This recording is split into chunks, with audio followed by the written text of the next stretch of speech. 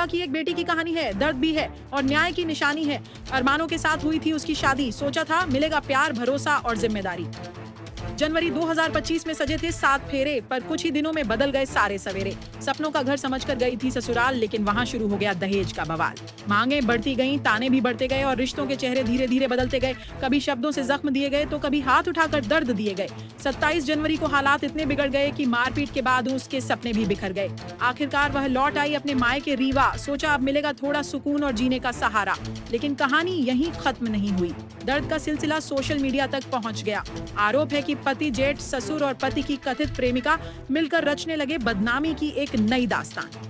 फर्जी Instagram ID बनाई गई, अश्लील और अपमानजनक पोस्ट चलाई गई। उसके अकाउंट से फोटो वीडियो डाउनलोड किए गए, फिर उन्हें एडिट कर सोशल मीडिया पर वायरल किए गए। जिस इज्जत को उसने जिंदगी भर संभाला, उसे स्क्रीन पर बदनाम करने का खेल खेला गया। जब उसने इसका विरोध किया तो उसे और उसके परिवार को धमकाया गया। कहा गया, चुप रहो वरना बर्बाद कर देंगे तुम्हें और तुम्हारे परिवार को बदनाम कर देंगे। लेकिन इस बार रीवा की बेटी चुप नहीं रही, उसने न्याय की राह चुनी। वह पहुंची रीवा रेंज के आईजी के पास और लगाई इंसाफ की गुहार। शिकायत के साथ उसने सोशल मीडिया पोस्ट, मैसेज और सबूतों के प्रिंट आउट भी सौंपे। उसकी मांग साफ है, जो लोग सोशल मीडिया को बदनामी का हथियार बना रहे हैं, उनके खिलाफ सख्त कानूनी कार्रवाई हो, क्योंकि इज्जत किसी की खिलौना नहीं होती और सोशल मीडिया किसी की बदनामी का मंच नहीं होता। अब सवाल ये है, क्या रीवा पुलिस इस डिजिटल बदनामी के खेल पर लगाम लगाएगी और क्या इस बेटी को मिलेगा उसका इंसाफ? क्योंकि जब एक महिला अपनी आवाज उठाती है तो वह सिर्फ अपने लिए नहीं बल्कि समाज की हर बेटी के सम्मान के लिए लड़ती है। जी, आप एसपी ऑफिस आए, क्या कुछ घटना हुई, क्या शिकायत लेकर आए? घटना ये हुई है कि मेरी शादी जो हुई थी 2025 जनवरी में, निर्मल तिवारी, पिता राधिका प्रसाद तिवारी, माता शांति तिवारी, बड़े भाई का नाम है सतीश तिवारी, भाभी प्रिया तिवारी और बहन नीलम द्विवेदी, इन लोगों ने सबने मिलके मेरे साथ न छल कपट से शादी की। पहले बताया गया कि राधिका प्रसाद तिवारी जो कि निर्मल तिवारी के पिता हैं, वो बहुत बड़े दारू के ठेकेदार हैं, उनका सतना से लेके जबलपुर तक ठेका चलता है। और निर्मल तिवारी द्वारा बताया गया कि उसने बैंगलोर से यूजी एंड पीजी किया है, इट मीन्स बीबी और एमबीए किया है और कंसल्टेंसी में जॉब करता है।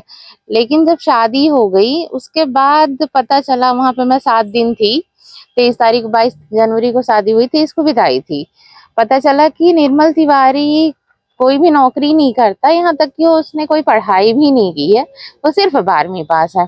यहाँ तक भी ठीक था, इसमें भी मैं एक बार कंप्रोमाइज करने के लिए तैयार हो गई कि चलो पढ़ा लिखा नहीं है, लेकिन कोई बात नहीं, मैं तो पढ़ी लिखी हूँ क्योंकि मैं एमबीए पास आउट हूँ, वर्किंग भी हूँ, तो भी मैं चलो चला लूंगी। लेकिन सबसे बड़ा खुलासा निर्मल तिवारी का हुआ कि उसके एक महिला के साथ, जो कि माधुरी त्रिपाठी नाम है महिला का, उसके पति का नाम है सत्येंद्र त्रिपाठी, जो कि मझगमा निवासी है, जनपद पंचायत के पास उसका घर है। उसके साथ इसके लगातार 4 से 5 वर्षों से नाजायज संबंध है, जिसकी जानकारी माधुरी त्रिपाठी के माता पिता, भाई एवं ससुराल पक्ष के भी कुछ लोगों को जानकारी थी कि इसके नाजायज संबंध है। लेकिन माधुरी त्रिपाठी के ससुराल एवं मायके को इस बात से कोई फर्क नहीं पड़ता कि उसके नाजायज संबंध है। फर्क इससे पड़ता है कि इनके नाजायज संबंधों का खुलासा हो गया।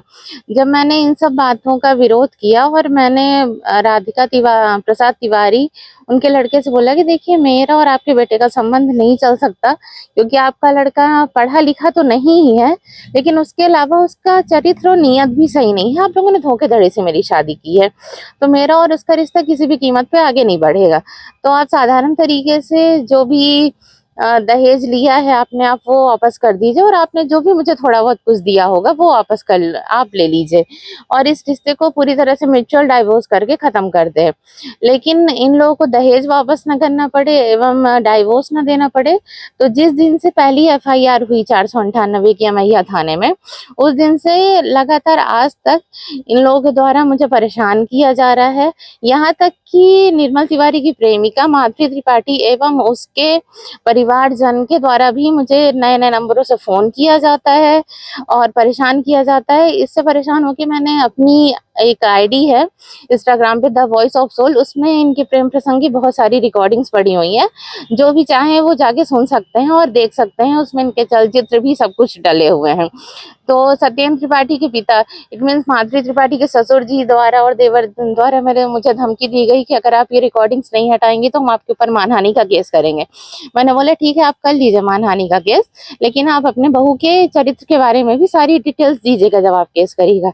इन सब से परेशान होके मैं एसपी सर के पास आई कि जो भी धाराएं बनती हैं उन धाराओं के तहत आप मुकदमा दायर करिए, मैं तो डाइवोर्स लेके अलग हो जाऊंगी। मैंने माधुरी त्रिपाठी के परिवार को भी कहा आपको अपनी बेटी बहू को निर्मल तिवारी के साथ रखना है, आप रखिए, कोई दिक्कत नहीं है, मुझे तो अलग होना ही है।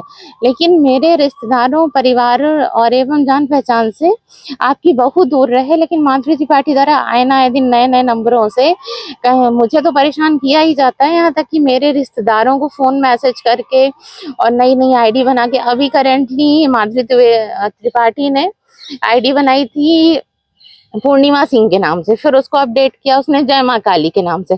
ऐसे ही कर के बहुत सारी आईडियां बनी है, 15-16 आईडी। आपको बदनाम करने की कोशिश सोशल मीडिया पोस्ट की जा रही है। जी, मुझे बदनाम करने की कोशिश की जा रही है, मुझे परेशान करने की कोशिश की जा रही है, जिससे अब आप क्या चाहती हैं? बस कार्रवाई चाहती हूँ कि जो भी वरिष्ठ अधिकारी हो उनसे इन लोगों के खिलाफ इन्वेस्टिगेशन करवा ले। जो भी किस अधिकारी से यहाँ रीवा में किससे मिल चुके हैं? रीवा में सबसे पहले मैं स्थानीय थाने से मिली, अमैया थाना, उसके बाद एसपी ऑफिस में मिली, उसके बाद मुझे सीएसपी मैम ने भी 1 से 2 बार बुलाया, रितु उपाध्याय मैम ने, उनसे भी मैं मिली। और सबसे लास्टली जब कहीं से कोई कार्रवाई नहीं हुई तो मैं आईजी सर से मिली। आईजी सर द्वारा साइबर सेल को भी इन्फॉर्म कर दिया गया है। शायद तक कुछ आईडीज की जानकारी भी साइबर सेल ने निकाल ली है, कुछ बची हुई है। तो सर, आईजी सर के द्वारा कहा गया है कि जैसे डिटेल्स आ जाती हैं हम आईटी एक्ट का मुकदमा दायर करेंगे। ये है कौन से गांव के, कहाँ के हैं? इनका अभी तो रिसेंट पता सतना धवारी गंगापुरम गली नंबर 5 है, और प्रॉपर ये लोग रहने वाले हैं ग्राम गोलाटा, पोस्ट बरा, थाना कोटर, जिला सतना के। और जो लेडीज है वो रहने वाली है मजगमा, जिला सतना की।